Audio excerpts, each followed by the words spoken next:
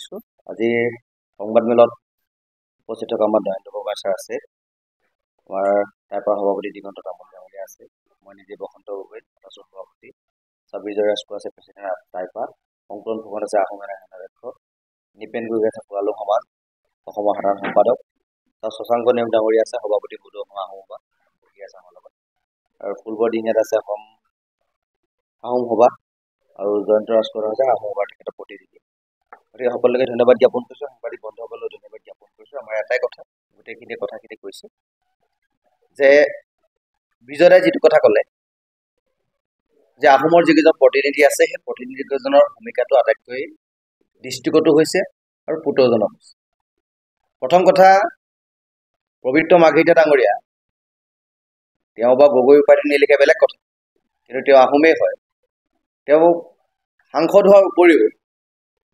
তেখেতে মুখ্যমন্ত্ৰীৰ ৰাজনৈতিক উপদেষ্টা যোগেন মোহন ডাঙৰীয়া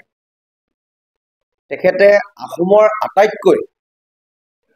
য'ত নেকি ধৰ্মীয় ৰীতি নিবাসবিলাক চলি থাকে তেওঁ মোহন দেওধাই মানুহ তেওঁ পৰম্পৰা তেওঁলোকৰ তাৰ পৰাই বিৰাজমান গতিকে আহোমক নিন্দা কৰাৰ পাছত তেখেতলোকৰ গাত নাই লাগে তপন গগৈ ডাঙৰীয়া হয় শাৰীৰিক অসুস্থতাৰ কাৰণে দিল্লীত আছে সেইটো স্বীকাৰ কৰোঁ কিন্তু ফেচবুকত কিবা এটা লিখিব নলগীয়া বা CM-ক ফোন কৰি কথাটো জনাব নোৱাৰাকৈ তেওঁ এনেকুৱা ধৰণৰ অসুস্থতাৰ মাজত নাই কাৰণ তেখেতে কাইলৈ পৰহিলৈ টিকেট পাইছে আৰু আহোমৰ ভোট টাৰ্ম কাৰ্ড লৈ তেখেতে যোৰহাট লোকসভা সমষ্টিত ৰাজনীতি কৰিবলৈ তৰংগ গগৈ ডাঙৰীয়া তেখেতো হিমন্ত বিশ্ব শৰ্মা ডাঙৰীয়াৰ খুবেই ঘনিষ্ঠ সুশান্ত বৰগোহাঁই ডাঙৰীয়া তেখেতে আহোম ভোটত জিকিছে আৰু কংগ্ৰেছৰ পৰা জাপ মাৰি বিজেপিলৈ এইকাৰণে গৈছে তেখেতে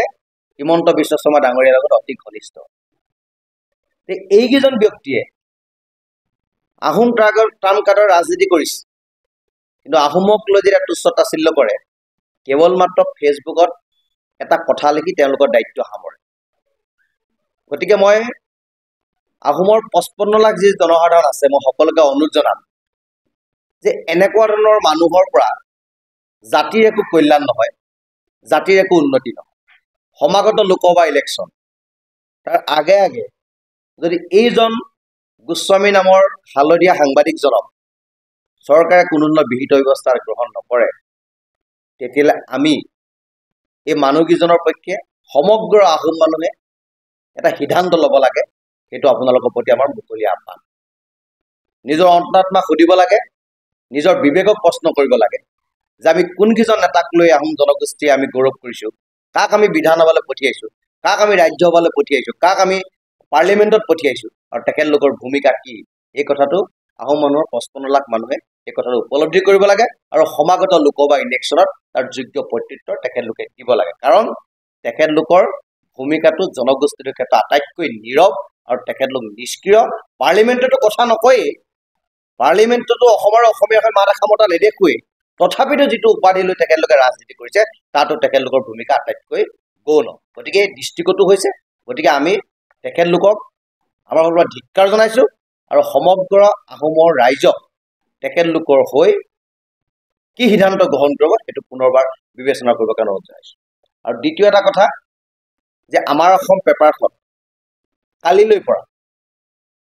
উজনি অসমত সম্পূৰ্ণৰূপে বৰ্জন কৰিবৰ কাৰণে আমি আহ্বান জনাইছোঁ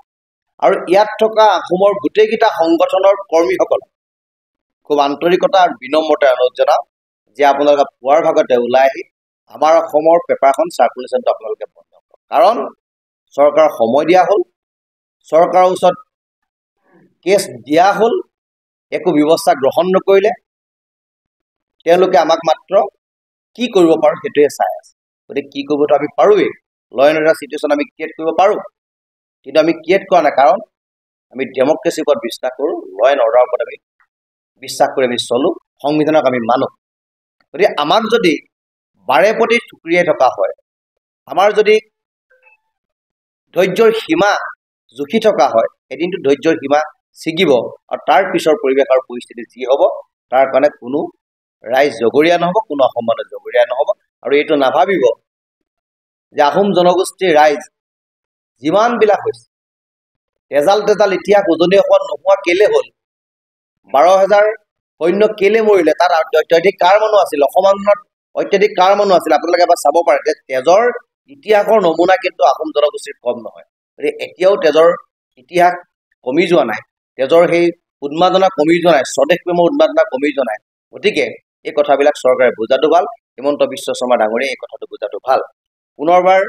সকলোকে ধন্যবাদ জ্ঞাপন কৰিছোঁ আজি সমাজলৈ উপস্থিত প্ৰতিজন